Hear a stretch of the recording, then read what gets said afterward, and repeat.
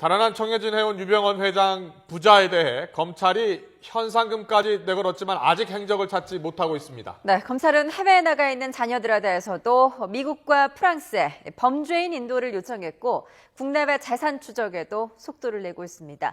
인천지검 특별수사팀에 나가 있는 취재기자 연결합니다. 권준기 기자.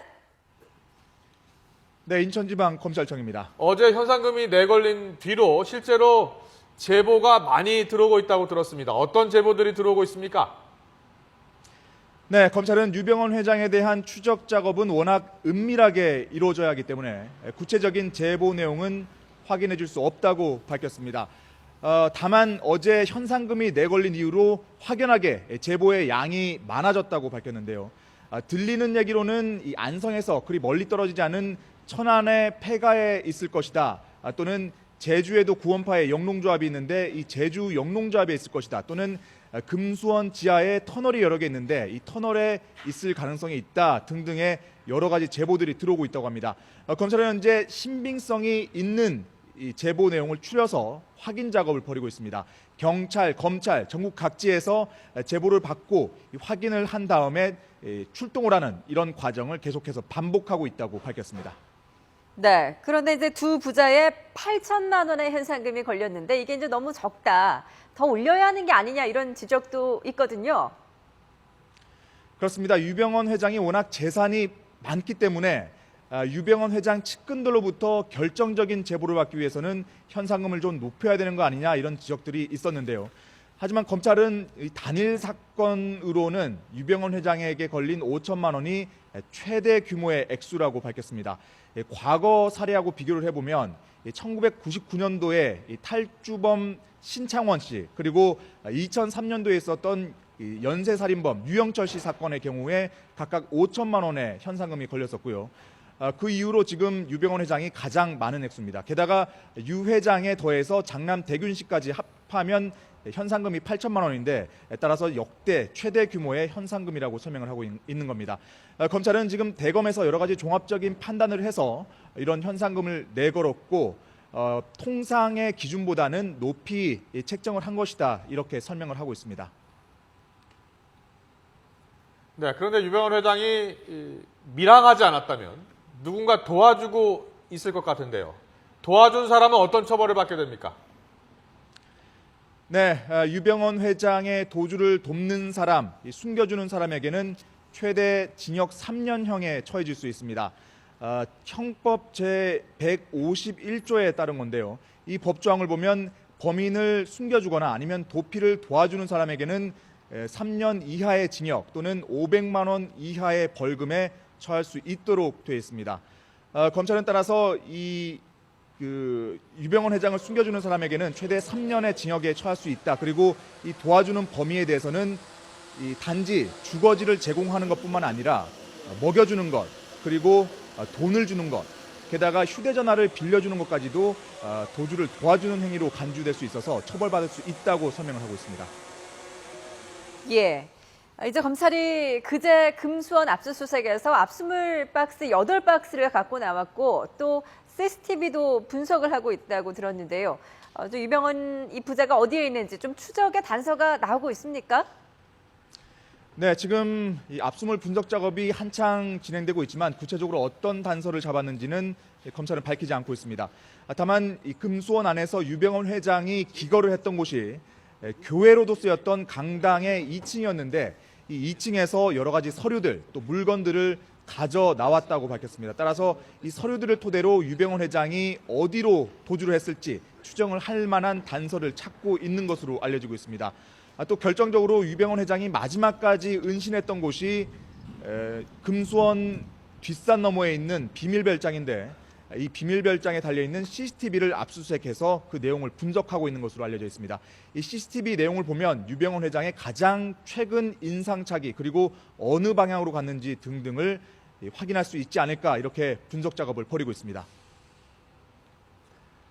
그리고 지금 해외에 체류 중인 유병헌 회장의 차남 혁기 그리고 장녀 섬나 씨 등 이미 이들 자녀에 대해서도 체포영장이 발부된 상황인데요. 먼저 유 씨의 차남 혁기 씨는 미국의 영주권을 갖고 있지 않습니까? 범죄인 인도 요청한 겁니까?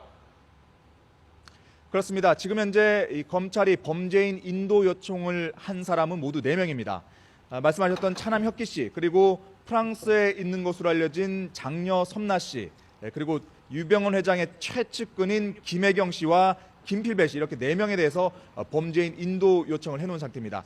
하지만 기본 전제 자체가 범죄인 인도 요청을 하기 위해서는 일단 잡아야 되는데 아직 소재가 확인이 되지 않고 있습니다. 게다가 범죄인 인도 요청 절차 자체가 워낙 까다롭고 기간이 오래 걸리기 때문에 지금 현재 검찰은 물론 그런 여러 가지 사법공조 조치를 취하고는 있지만 유 씨 일가의 가족들을 통해서 자진해서 입국할 수 있도록 계속해서 설득 작업을 벌이고 있다고 밝혔습니다. 예. 지금 이제 권준기 기자가 전해줬듯이 일단 신병이 어디 있는지를 알아야 이제 범죄인 그 인도 요청도 좀 실질적인 효과가 있을 텐데요.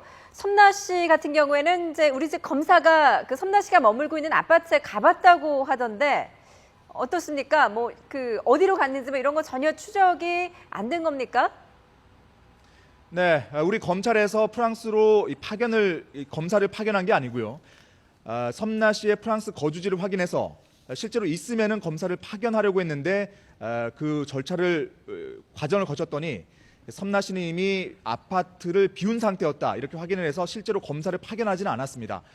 섬나 씨가 머물던 프랑스 아파트는 이 파리에 있는 이 샹젤리제 거리에 있는 곳인데 아주 고급 아파트라고 합니다. 40평대의 월세만 1,000만 원에 달하는 것으로 알려졌는데 섬나 씨가 어디로 도주를 했는지는 아직 파악이 되지 않고 있습니다. 네, 그리고 유 씨 일가의 재산 추적 작업 어떻게 진행이 되고 있습니까? 먼저 검찰은 유 씨 일가가 갖고 있는 국내 자산 규모를 얼마로 파악하고 있죠? 네, 아직 유병헌 회장의 전체 자산 규모가 얼마인지 정확하게 파악되지는 않았습니다. 다만 국내외에 갖고 있는 부동산만 1,000억 원대에 달할 것이다, 이렇게 지금 추정을 하고 있는 거고요.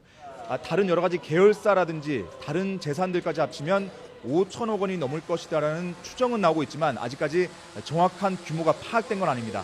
일단 첫 번째는 이 유병헌 회장이 워낙 차명으로 많이 재산을 갖고 있기 때문에 실소유 관계를 밝히는 게 우선순위가 될 것 같습니다. 예. 근데 이제 유 씨 일부 재산에 대해서 구원파 측이 근저당권 설정해서 구상권을 청구하기가 쉽지 않을 것이라는 우려도 나오고 있다는데요. 검찰은 여기에 대해서 뭐라고 설명을 합니까?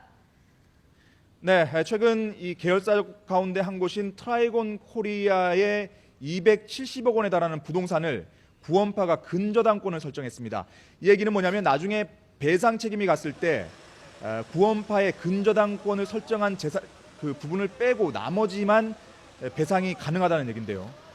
사실 추가로 지금 구원파 측이라든지 여러 가지 다른 곳에서 근저당을 설정했다는 얘기는 들리지 않고 있습니다.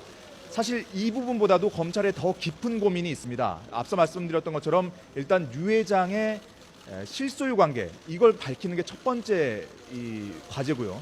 또 한 가지 검찰이 난점이라고 설명했다는 게 일단 정부에서 이 재산에 대한 이 배상 책임을 물기 위해서는 먼저 정부에서 선배상 조치를 취해야지 구상권이 생기는데 이 구상권이 생긴 이후에 검찰이 재산을 동결할 수 있다는 겁니다. 따라서 먼저 정부의 배상 조치가 취해진 다음에 구상권이 생기고 그걸 근거로 해서 검찰이 자산을 동결할 수 있기 때문에 이 부분이 바로 지금 난점이라는 겁니다. 따라서 지금 정부의 배상 책임, 그러니까 여러 가지 배상 규모를 책정하고 또 계산하는 작업이 오래 걸릴 텐데 이게 빨리 끝나는 게 첫 번째 목표가 될 것 같습니다. 네, 그리고 권중희 기자, 앞서 유 씨 일가 재산 추적 과정에서 차명 계좌로 이렇게 숨겨놓은 은닉 재산이 있을 수 있잖아요. 그 은닉 재산을 환수하려면 어떤 별도의 법이 필요한 겁니까? 아니면 현행법으로도 환수할 수 있는 겁니까?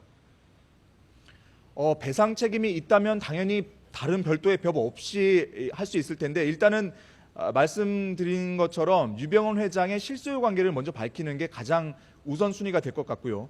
그리고 지금 유병헌 특별법을 통해서 여러 가지 포괄적인 배상 책임을 물리기 위해서는 좀 더 광범위한 법적인 조치가 필요하다는 얘기는 지금 나오고는 있습니다만 예. 구체적인 얘기는 좀 살펴봐야 될 것 같습니다. 네. 네, 이제 검찰이 아직도 이제 유 씨 행방을 찾지 못하고 있는 것 같은데 세월호 사건 초기에 이제 변호인을 통해서 유병헌 일가 재산이 100억 원이라고 하지 않았었습니까? 그렇다면 그때 이제 유병헌 그리고 그 자녀들에 대한 신병 확보에 먼저 좀 그 염두를 해뒀어야 되는 게 아닌가 또 이런 생각도 들거든요. 그렇습니다. 실제로 유병원 회장의 신병 확보 시기가 적절했느냐는 비판이 나오고 있습니다. 수사가 시작된 게 벌써 한 달 전인데 이미 그때부터 유병원 회장의 측근들을 속속 한 명씩 차례로 해서 구속을 시켰습니다. 그러니까 유병원 회장 입장에서는 다음 차례는 내 차례가 오겠구나 이렇게 생각하게끔 만들 시간을 벌어줬다는 얘기고요. 또 한 가지는 최근 이 금수원에 대한 강제 진입 시기를 검토하면서 구원파가 과거 오대양 사건과 구원파와는 무관하다는 점을 검찰이 확인해달라, 공식적으로 통보를 해달라 이렇게 얘기를 하면서 이렇게 요청을 하면서 시간을 끌었던 게 며칠이 됩니다. 따라서 이 시간이 결과적으로는 유병원 회장의 도주 시간을 벌어줬던 거 아니냐 이런 비판이 나오고 있는데 오늘 검찰에서 새롭게 한 얘기 중에 하나가 있습니다. 구원파 신도 가운데 집에 유서를 써놓고 나온 사람들이 있었더라. 그러니까 예. 이 얘기는 뭐냐면 실제로 검찰이 강제 진입을 했을 경우에는 정말 극단적인 선택을 할 수 있는 상황이었다는 거고요. 따라서 이번 사태가 별 충돌 없이 마무리된 이후에 구원파 가족 측에서 안도의 한숨을 내쉬는 이런 목소리가 들렸다고 얘기를 하고 있습니다. 네, 지금까지 권중희 기자였습니다. 수사 속보 잘 들었습니다.